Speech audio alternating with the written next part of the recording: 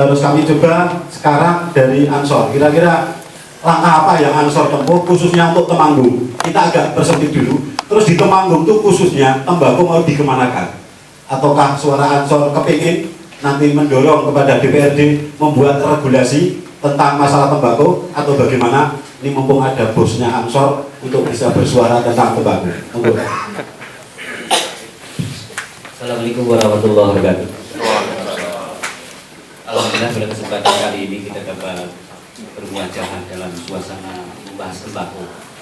Satu hal yang perlu kami sampaikan berkaitan dengan Undang-Undang 36 ini pasal 113, menurut kita ini ada satu tadi devius penyempitan dari pengertian yang sesungguhnya itu tidak harus dipaksakan ada di sana.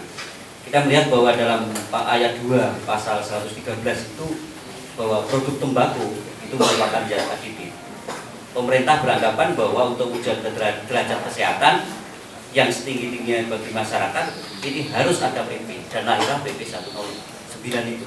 Saya melihat bahwa alasan ini adalah sangat-sangat dibuat dan menurut saya adalah bahwa selanjutnya ini akan memperkecil berkaitan dengan petani tembakau, komoditas tembakau dan masyarakat tembakau. Ini kata kunci yang dari Ansor menjadi pijakan untuk kita memperjuangkan masalah tembakau, petani tembakau dan komoditas tembakau.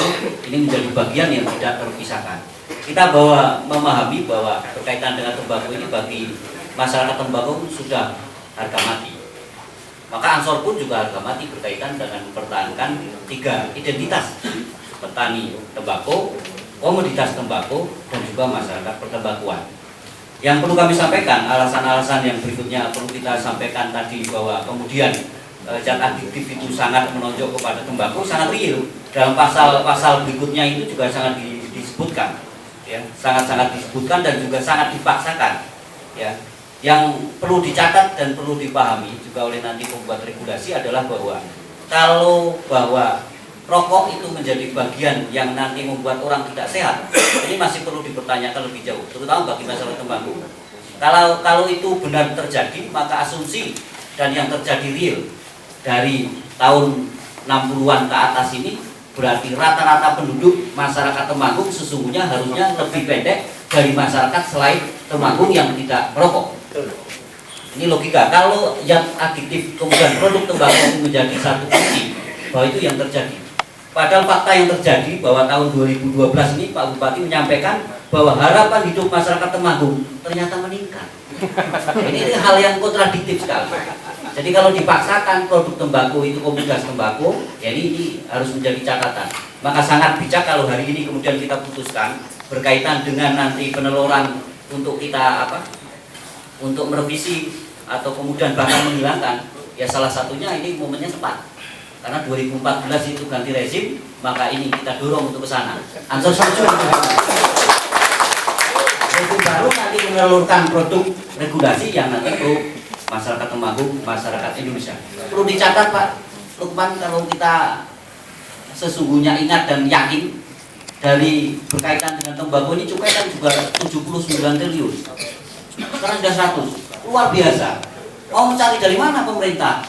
BUMN aja sekarang merugi terus, PLN merugi, ya, semua merugi.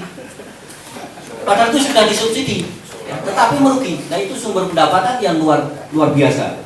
Jadi kalau kita lihat, saya akan melihat satu pasal itu definisi tentang produk tembakau tidak lain dan tidak bukan mengerucut pada daun tembakau dan tahu tembakau. Jadi kalau itu nanti ada sebagian yang berpendapat bahwa PP 109 tidak berpengaruh terhadap petani tembakau, itu hanya mimpi yang tidak melihat, hanya kepentingan politik. Pokok definisinya jelas. Itu daun tembakau. Maka dari itu saya pikir hari ini cukup sepakat bagi kita untuk selanjutnya memperjuangkan petani tembakau, komoditas tembakau dan juga masyarakat pertembakauan di Temanggung. Saya kira singkat padat dari ini. Dan berkaitan dengan masalah pertembakauan ini juga dari GP Ansor, PCGP Ansor Temanggung juga sudah berkali-kali menyampaikan masukan-masukan kepada, dulu waktu itu juga menolak RPP juga kita sampaikan ke kementerian terkait, DPRD, Balet dan sebagainya. Ya, itu dulu sudah kita sampaikan dan kemarin juga berkaitan 109 ini juga kita sudah lakukan. tapi memang belum efektif ketika kita belum bersatu. Maka ketika jajaran dari birokrasi juga sependapat dengan kita, kemudian membuat legislasi nanti juga sependapat dengan kita, dan seluruh masyarakat itu memahaminya, maka selanjutnya ini. Tadi sudah disampaikan, perda sudah banyak bermunculan. Semarang sudah dibahas dan sudah uji publik. Kalau sudah, apakah Temanggung ini kan segera ya? Jangan. Itu konkretnya perda apa itu? Perda kawasan tanpa tembakau, Pak. Ini pasalnya Perda KTR. itu selanjutnya Pak Lukman ini akan kami Temanggung demo. apa kajian dari Ono Ansor perda kok. nanti untuk menjadi bahan dari Tak pimpin aku. pimpinan petinggi di Jakarta untuk bisa lebih memahami kemauan dari masyarakat Temanggung. Demikian, wassalamualaikum warahmatullahi wabarakatuh. Demikian tadi apa yang telah disampaikan oleh beliau Ketua Ansor.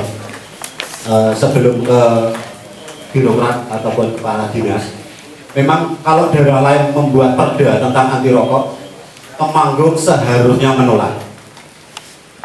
Dan Temanggung sendiri DPRD-nya juga nanti Mas Fauzi bisa menekan anggotanya untuk orasi untuk bisa membuat paling tidaklah inisiasi. Dan alhamdulillah khusus P3 itu sudah ada wacana untuk membuat perda inisiasi tentang masalah pertembakuan.